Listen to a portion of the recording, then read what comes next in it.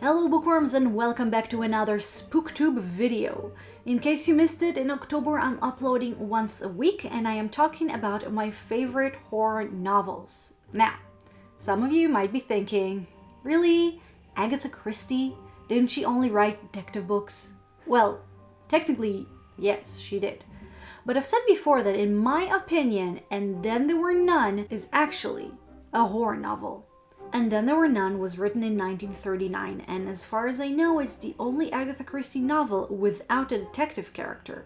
Please let me know if you know otherwise. 10 strangers are invited to a weekend at a mansion on a lonely island, only to realize that someone lied to each one of them in order to bring them there. The weather conditions make it impossible to leave the island, and then, one by one, they start dying. If this scenario sounds familiar, it's because it was later used in so many other books and movies, and it's no surprise that most similar plot lines belong to horror books or movies, because as mentioned, in my opinion, this plotline, this book, is a horror thriller. Now, as I reread this book for this video for the millionth time, one thing kept coming back that I really have to mention, especially if you haven't read a lot of Agatha Christie or many contemporary novels of that age, is the fact that many elements in this book did not age well.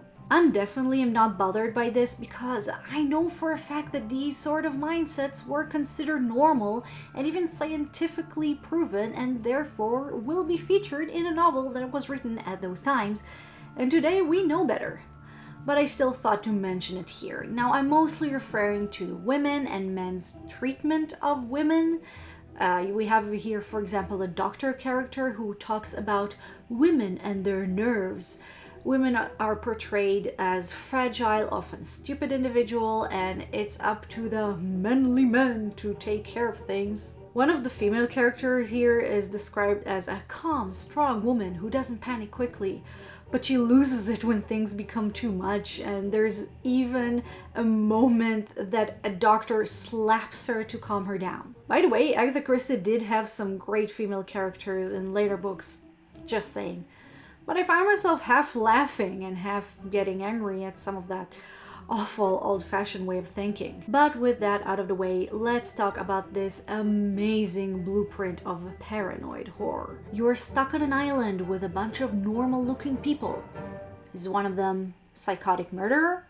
Is there someone else hiding, maybe behind the walls, watching your every move? Can you trust anyone? Will you survive the night? This paradox of, on one side, humans' need for company, and on the other, the self-preservation, is very well written here. With it, I also really liked the mundane reality of everything.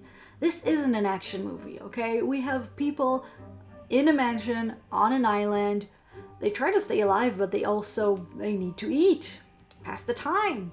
They check in a pantry and cook food. They knit, they read, they discuss politics, because there's nothing else to do there. It's ridiculously amusing, and I honestly enjoy this surreal, contradictory situation.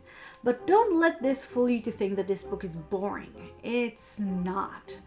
It's not a long one, and things are happening, and paranoia is rising, and every time in the night you hear a sound, you don't know if that's the usual house sound, a fellow guest walking to the bathroom, or somebody coming to murder you.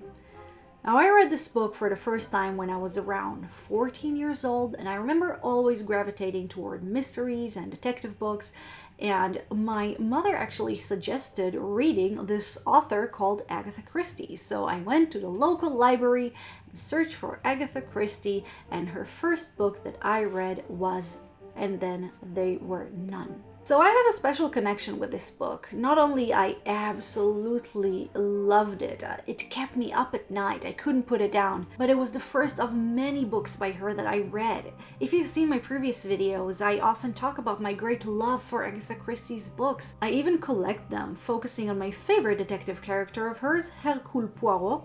If you're also fans, please let me know what your favorite novel by Agatha Christie is.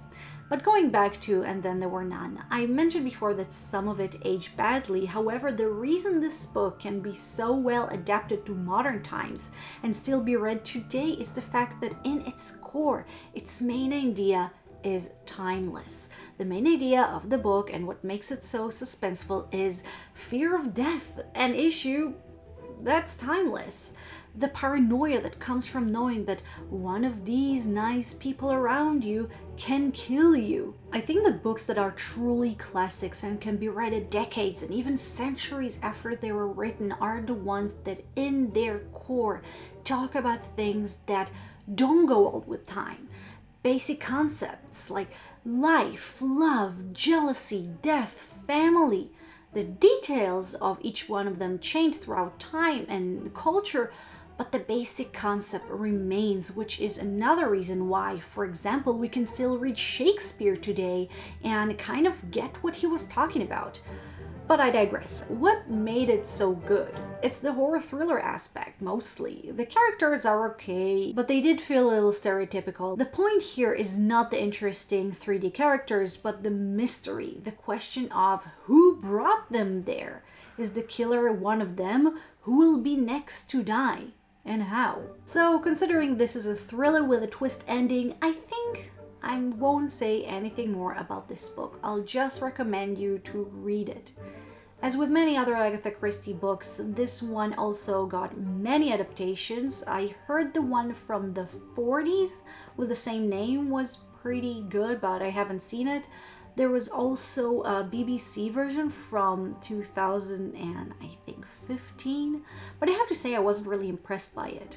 I did, however, really love the horror movie Identity, which was obviously based on this one, albeit taking a completely different direction and having this completely different solution. So if you've seen Identity, don't think that it gave you any spoilers regarding this book. But that's it for my video, guys. I love this book so much, as you probably could imagine. I mean, it's on my top 5 list. If you read the book, write down in the comments section how you liked it, and also write down what's your favorite book or movie that have the same concept. I'm sure there are a lot to choose from. I know that there was this horror movie, I think it was called Mindhunters, with a similar concept with Val Kilmer and the girl from Cold Case, I think. What else? So guys, thank you for watching this video. I really hope you liked it, and if you did, please click the like button to show your support for this channel and subscribe if you dare. And don't forget to stay tuned for next week's horror review. Guys, again, thank you very much for watching, and I'll see you next time. Bye bye.